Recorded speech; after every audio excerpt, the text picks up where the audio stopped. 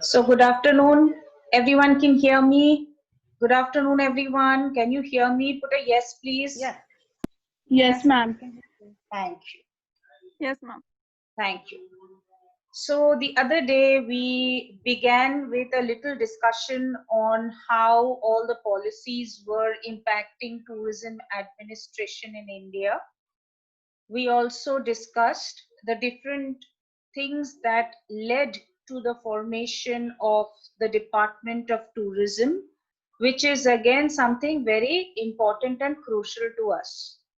Today, I will continue with that part. So, if you recall, we ended with a part or a section which said that we're going to look into governmental steps that have been taken so far. Just before I forget, I think please put in your attendance with Janessa because she's keeping a track with your attendance.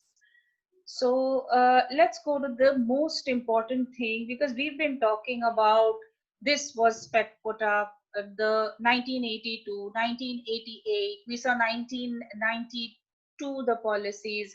A lot of them came in, but what exactly has government been doing? Why is it that the government administration is so critical to us? And more importantly, what do you think the government should keep on doing to ensure that the administration is abreast with what needs to be done in today's world? Take a simple example. Today is a COVID situation. All of us are sitting home. Some of us are maybe working still, maybe working from home. Some of us are able to maybe not work, so you are being made to stay back at home, etc. In a circumstance like this, the government also needs to decide what will be the future steps that have to be taken to revive the tourism and the hospitality industry. The other day also we were talking about how the hotels or the accommodation sector has technically been reduced, or they've had very few footfalls in the last 3 or 4 months because it was the lockdown phase. So they have opened it up to supporting the government in all kinds of COVID help. But over a period of time, if this continues, obviously the accommodation sector, or for that matter, the tourism sector, will not be able to manage this at all. Therefore, what should the sector do? That's exactly what is important to us. So you will see that gradually they are opening up with certain amount of norms. They want you to be very clear, clean, maintain hygiene. They're trying to tell you to follow the social distancing norm. They're trying to tell you to move everywhere with as much of hygiene and masks and gloves and the other things. That is again one small thing. But gradually, if you need to reopen the unlock, as it's being called today, the reopen the entire economy, also the hotel segment needs to open up, also the travel segment needs to open up, also the different other segments which support our tourism industry will also need to be opening up, and that is very critical to us as well. So you'll have to ensure that the travel agents go back to place. You have to ensure that the entire airline industry is able to manage the traffic.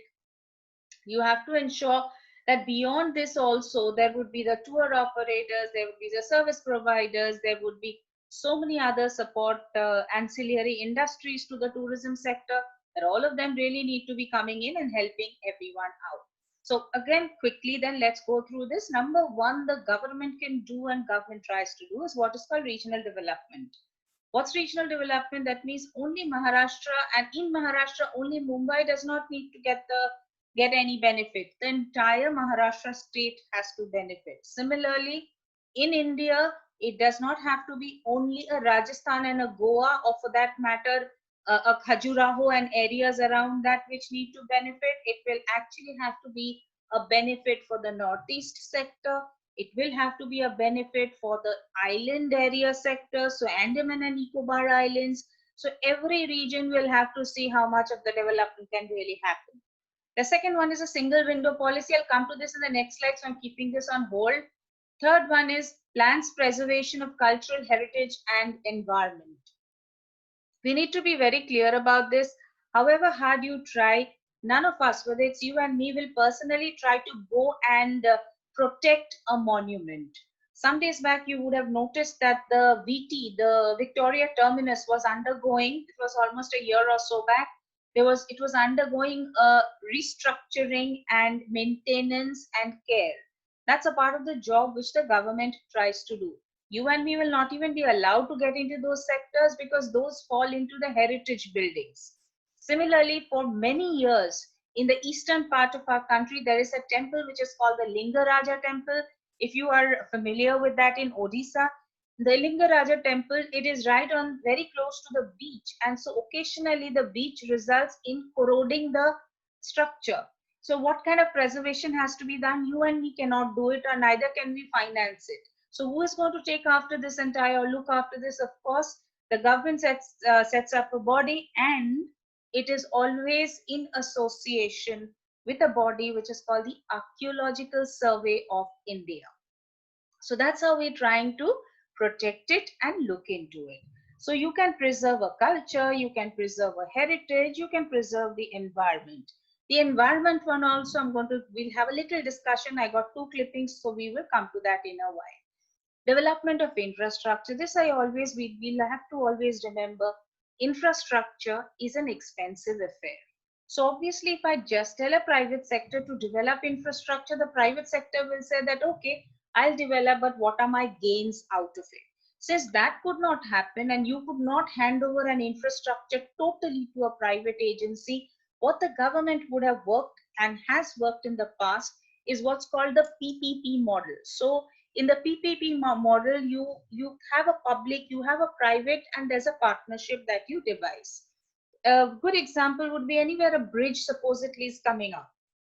Then initially, since the government cannot develop the whole thing, the government tries to take help from a private player who is maybe more adept in handling this kind of a thing. The private player then comes in, and then you see the restructuring of that, and government is also supporting it in a way. For some time, you will see that there's a BOT method, that is build, operate, and transfer.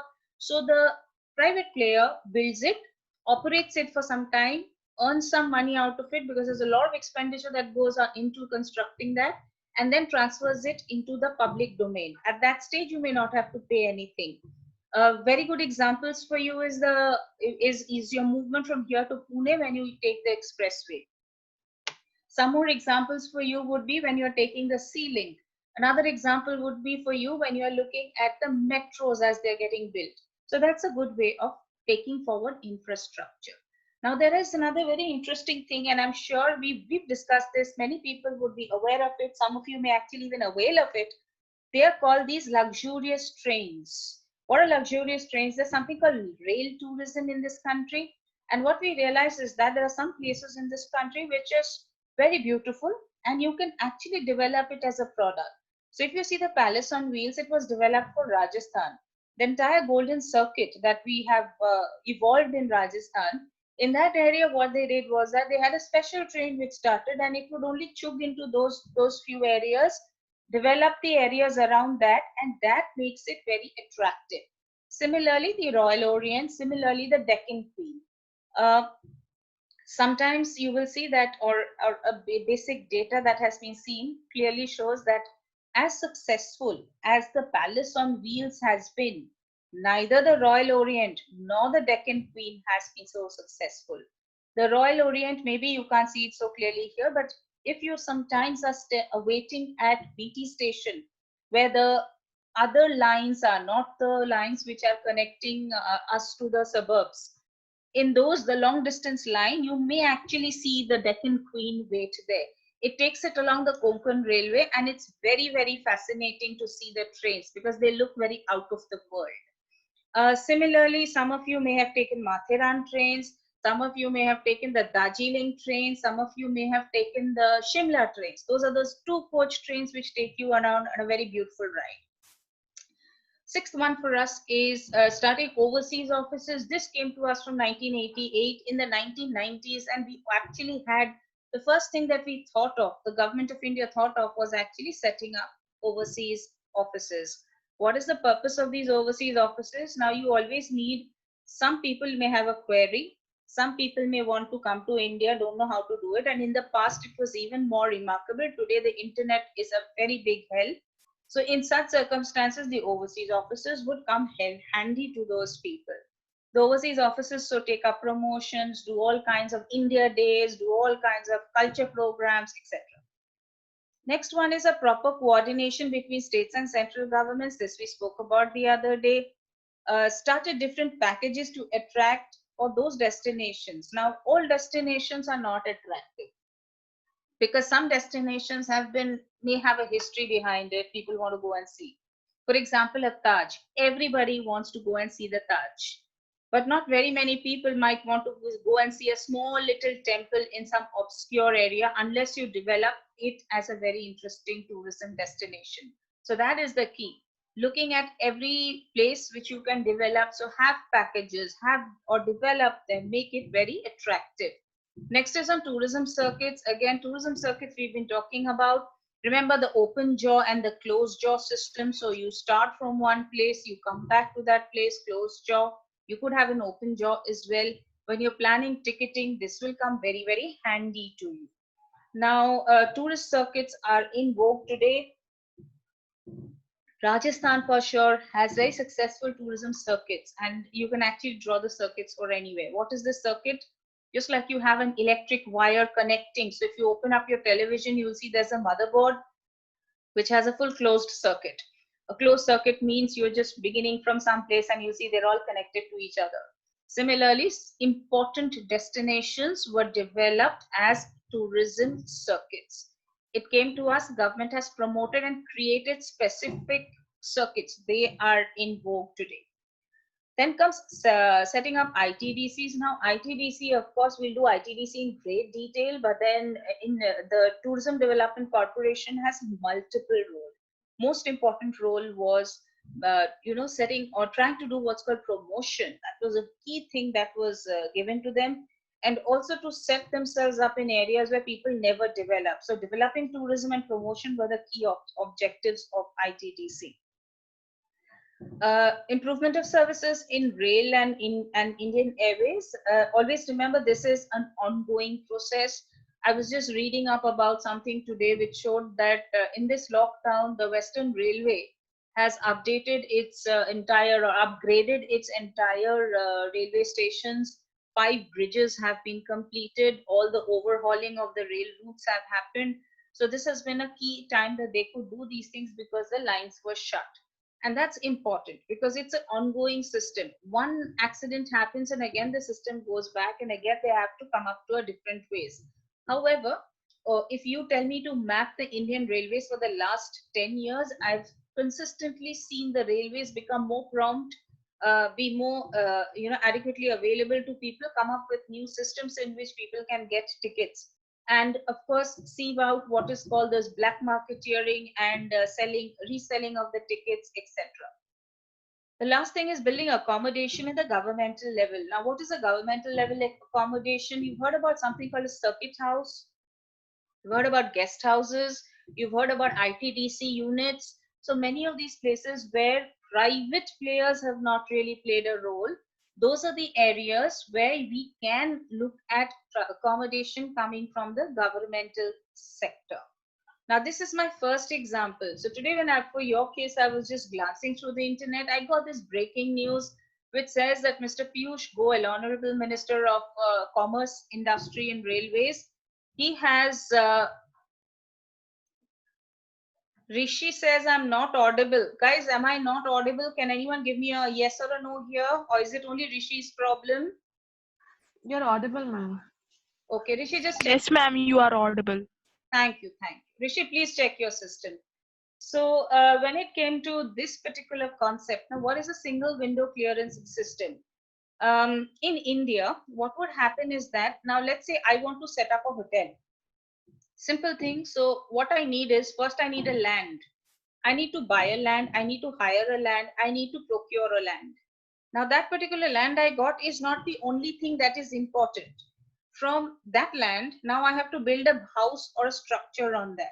Now to build a structure on that, I have to first decide, is it a residential one or is it a commercial one? So obviously it's a commercial building. So I need to take specific permissions for that. Not only that, after I get that entire, let's say the permission of the commercial area, I can see some raising of the hands. I'll come back to you all. Let me just finish this. So once I get the commercial land, and then comes the problem of what will be, how many people am I going to, have there? So how many rooms am I going to have? What category of hotel do I want? Do I want a budget hotel? Do I want to have maybe a 7-star hotel? Do I want to have a resort? So all of that, I need to take specific permission from the governments. Not only that, now that's only the first part, the first few parts of it. Then electricity has to come. I need to go for something, some place, and take permission. Then I need maybe not only that, water has to come. I need to go to the sanitations.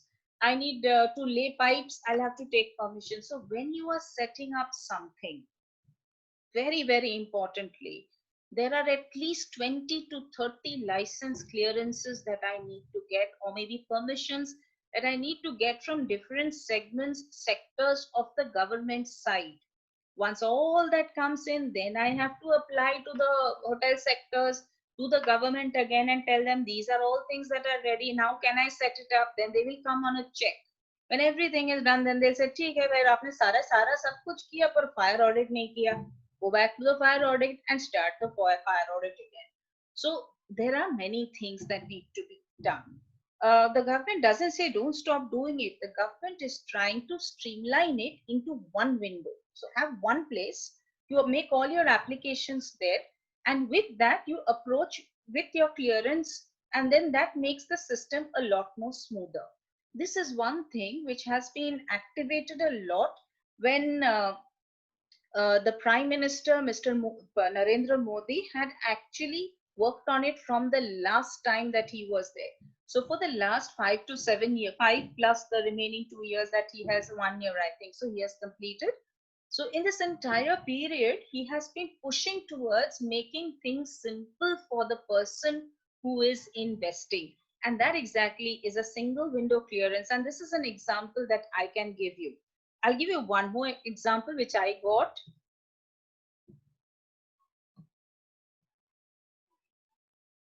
See this one. This says Madhya Pradesh launches Buffer Mein Safar campaign. I don't know. I didn't know whether you would know what's a buffer.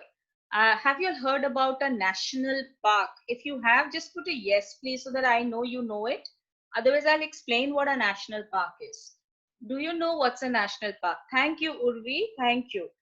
For people who still don't or can't recollect, your Sanjay Gandhi National Park is a national park. So, what's a national park? When you try to protect a specific animal in its natural habitat. Now, in Madhya Pradesh, it's a beautiful state. It is, if you see the tagline of Madhya Pradesh, anyone remembers? If you do, please put it in the into the chat box so that I can think that you are remembering or you're with me. The tagline of Madhya Pradesh. It's absolutely a beautiful, huge state. So when we siphoned off, if you see the map on the left here, you can see Rajasthan, you can see Uttar Pradesh, you can see Chhattisgarh, you can see Maharashtra. So it's like landlocked with states. Nobody could get the name. It was Hindustan ka dil dekho. Don't Google, guys. You'll have to know it. So it's absolutely landlocked with many, many states all over. So in a place like that, there are so many. Can you see those green areas? Those green areas are the wildlife sanctuaries. What Madhya Pradesh has now taken as a stand is it wants to promote and develop these areas. Now, if you want to develop these areas, now you see that circle that I've given you on the right. That's how a national park layout is. Right at the center is something called a core zone. That core zone is where you keep the animal. Now, supposedly, let me give you an example that if you see on your right bottom, there is a place which is called Kanha. If some of you are okay with the directions, then it is in the southeast. In the southeast, there is a place which is called Kanha Tiger Reserve. Now, if I'm looking at a Kanha Reserve, Kanha is known for tigers. So I will try to keep the tiger in the core zone. And that zone in itself will allow, because if I want to keep the tigers there, I have to keep the animals which the tiger eats in that area as well. So that becomes the core animal zone. Around that is a buffer zone. So there are some times in the year when people are not allowed to go to those buffer and the core areas. That's because it's rainy season. You may hurt the animal, or you may do anything which is going to be difficult for the animal. So in such circumstances, what they have to do is they have to ensure that they will try to bring tourists, but they'll keep them at a distance so that they don't damage the animals and tourists are still coming in. So that's exactly what MP Tourism has done. They have done what is called buffer mein safar. So in the buffer zone, it's a key area. Get the people there. Let people do spotting of other things. Even if you don't get to see the animal, it's fine. People are happy. Everyone's happy. Government is happy. Money comes in, and of course, your tourism is promoted. Now comes another very important section, because first part was what the national government does. Now specifically, you have to do Ministry of Tourism. And for the Ministry of Tourism, one thing is that there is no particular note that you will get. It comes directly from the website. So whatever even I have pulled out will come out from the website, because it is specified in your syllabus as well, and we'll go accordingly. One thing about the Ministry of Tourism is that, why are we calling it nodal? It's right on top. So it's at the union government where it is there. I have two pictures here. I've given you a screenshot of the Ministry of Tourism. At any time, any information you need, please go to this website. It's the place where you will get all kinds of information. Mr. Modi's picture is on the left, and you have Mr. Singh Patel's picture on the right, who is actually the Minister of State with independent charge right now. This is the official website of the ministry. But when you get a question, you will be getting a question as to what is the role and the function of the Ministry of Tourism. So here are the detailed list that we will have to do, which talks about the different functions. Now, the first one, very, very, very important, is policy. I can't make a policy, you can't make a policy, but we can actually create what is called a pressure group. In the last few days, you've seen the National Education Policy has been launched. I hope you're familiar with that. With the new National Education Policy, the policy has come from the government, but it has been in discussion for the last 5 to 6 years. For the last 5 to 6 years, people discussed it and they have created this this policy. Similarly, if I'm going to create a policy, that policy will have to have some things. It should keep development in mind. All regions should get an equal amount of emphasis. All regions should be developed properly, and it should also have incentives. What are incentives in tourism? In tourism, if I want to have incentives, simple, very, very simply, if I want to develop, let us say, an interior part of a coastal region in Konkan area. So I'm looking at, let's say, not Ganpati Pule. Ganpati Pule is pretty well developed, a little away from that. I have to tell people who are developing it that, okay, if you develop this, you will get a freehold land to set up your hotel. That's the incentive. You tell them you get a tax break for 5 years. That's an incentive. You tell them that, okay, if you are developing that region for us, the government will ensure that you get 50% footfalls into your area. Incentive. So development of that incentive. Next, external assistance. There could be many things which a hotel, suddenly there is a problem. Now look at the Taj. When it was bombarded by terrorists, the Taj is not equipped to handle terrorists. So obviously external sources like the police, the ambulance, or the hospital services, they could come in to support Taj at that moment, evacuate, etc. Manpower development. I was telling you this the other day. Please look at manpower development, because that's what the government has been attempting to do. This entire BWAC course is an entire exercise towards manpower development. You are skilled, you get a job, and you get good jobs, well-paying jobs in the future. Government has to also look into promotion and marketing. You and me can't do that. I will not be shelling us at 50 crores trying to promote Incredible India, but government can. So government has to do that promotion and marketing. Investment facilitation. A government can reach out to private players and say, please develop this for us. I think right now, if you see, there is a port which is being developed in Gujarat. Private players are developing it, and later on we will see that it passes down to the Indians. That place could also become a tourist getaway. So ensuring that I get those people to come in. Right now, I think your Ram Mandir will become a very important attraction point, because people who have never seen it in the past will now go to Ayodhya. Planning. Who plans? Government has to plan. Whether it's being planned at the center and passed down to the state level, it is still planned at the central area. So it's the governmental role. You and me don't come into it. The ministry has to do it. Another thing is that the ministries have to be coordinated well. Now assume that there is a passport and a visa issue. Who looks after that? Obviously, the other ministries will support the Ministry of Tourism. Very simply, when you have a person, let's say a person has traveled out and has got into some trouble, and you need to get back that person here with that troubled situation, then at that stage the tourism industry cannot do anything. So tourism industry will have to reach out to the Ministry of External Affairs. Ministry of External Affairs will give an SOS basis, an emergency passport and a visa, and then the person can be brought back. So all that can be taken care of, but then all ministries have to be integrated, and that's a very key thing to have. Regulation. Who makes the regulation? If you're making a policy, is fine. Policy stays in its own place. Till you make a regulation, nobody will follow that policy. For example, with a new, since the education policy is in place, and you will have an idea about that. In the case of the education policy, very simply, the government can just leave it as it is. Nobody will care to follow it. So then it has to ensure that it gets followed. So the regulations have to be made. Infrastructure and product development, very key thing. Obviously, we spoke about this. No one else will develop it other than the central government or the state government. Human resource development, again, is to do very close to manpower development, but here it's a wider area.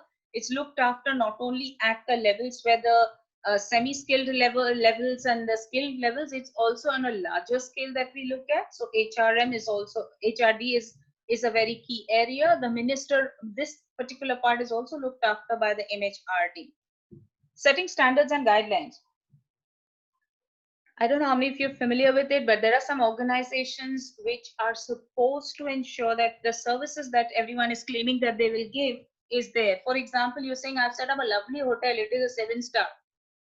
Somebody goes to your hotel and says that, "Arey, idhar to pani bhi thanda aata hai tap mein, kaisa 7-star ho gaya?"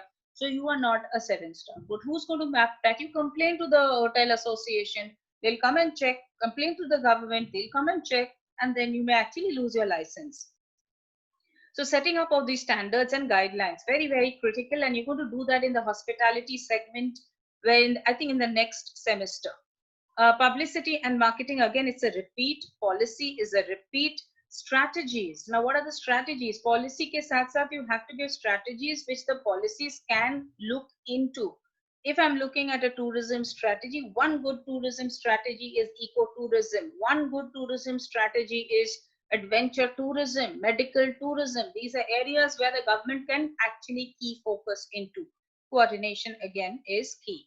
Some more things that we need to know. Remember the third point I'm going to go into, that's aids coordination of activities of various central government agencies, state government agencies, union territories, private sector, everybody. So everyone listens to the government because you are scared of the rules and the laws and getting caught and put behind bars. So you are going to be following what the government wants. Now, this is a little bit of the administration part. Who heads this ministry? Obviously, you saw the minister. Who is under him at the bureaucratic level? That is your Secretary of Tourism. And he also officiates as the Director General of Tourism, also called the DG. His office is now merged with the Secretary of Tourism, so it's a cumulative one department. They give the orders which have to be followed. All orders are coming from this office. They have 20 offices in the country and 14 abroad. Excuse me. So those 14 abroad offices also tend to come inside. They also have some training institutes. I've mentioned it for you. There's a skiing and a mountaineering institute. And they also look after the overseas institutes. I have a 1 minute left. What's the time, please? Okay, I'm going to continue with a little bit more, and which institutions are coming under that? IITTM, which has